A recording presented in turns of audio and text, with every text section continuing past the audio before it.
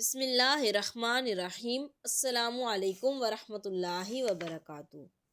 خلیفہ عبد الملک کے پاس ایک بار ایک شخص گھبرایا ہوا حاضر ہوا اور کہنے لگا، میں بے حد گناہ گار ہوں اور جاننا چاہتا ہوں کہ میرے لیے معافی بھی ہے یا نہیں۔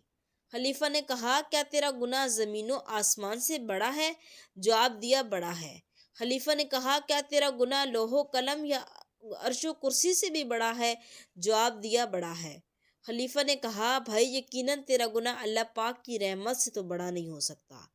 یہ سن کر اس کے سینے میں تھما ہوا طوفان آنکھوں کے ذریعے امڑ آیا اور اس نے رونا شروع کر دیا۔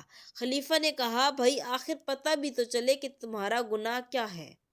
اس پر اس نے کہا، حضور مجھے آپ کو بتاتے ہوئے بے حد ندامت ہو رہی ہے، لیکن عرض کر دیتا ہوں شاید میری توبہ کی کوئی صورت نکل آئے۔ یہ کہہ کر اس نے اپنی خوفناک داستان سنانی شروع کی۔ کہنے لگا، میں ایک کفن چور ہوں۔ آج رات میں نے 5 قبروں سے عبرت حاصل کی اور توبہ پر آمادہ ہوا۔ کفن چرانے کی غرض سے میں نے جب پہلی قبر کھودی تو مردے کا منہ قبلے سے پھرا ہوا تھا۔ میں خوفزدہ ہو کر جوں ہی پلٹا کہ ایک غیبی آواز نے مجھے چونکا دیا۔ کوئی کہہ رہا تھا، اس مردے سے عذاب کا سبب تو دریافت کر لے۔ میں نے گھبرا کر کہا، مجھ میں ہمت نہیں، تم ہی بتاؤ۔ آواز آئی، یہ شخص شرابی تھا۔ دوسری قبر کھودی تو ایک دل ہلا دینے والا منظر میری آنکھوں کے سامنے تھا۔ کیا دیکھتا ہوں کہ مردے کا منہ خنزیر جیسا ہو چکا ہے اور توق و زنجیر میں جکڑا ہوا ہے۔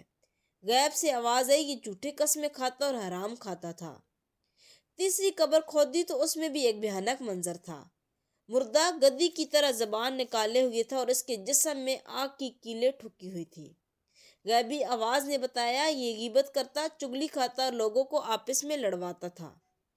چوتھی قبر کھودی تو میری نگاہوں کے سامنے ایک بے حد سنسی خیز منظر تھا۔ مردہ آگ میں الٹ پلٹ ہو رہا تھا اور فرشتے اس کو آگ کے ہتھوڑوں سے مار رہے تھے۔ میں گھبرا کر ایک دم بھاگ کھڑا ہوا، مگر میرے کانوں میں ایک غیبی آواز گونج رہی تھی کہ یہ بدنصیب نماز روزہ رمضان میں سستی کیا کرتا تھا۔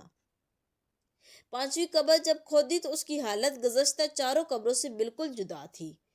قبر حد نظر تک وسیع یعنی پھیلی ہوئی تھی۔ اندر ایک تخت پر خوبصورت نوجوان بیٹھا تھا۔ غیبی آواز نے بتایا، اس نے جوانی میں توبہ کر لی تھی اور نماز اور روزے کا سختی سے پابند تھا۔ اے عاشقان رسول، بیان کردہ حقائق کو بار بار سنیں۔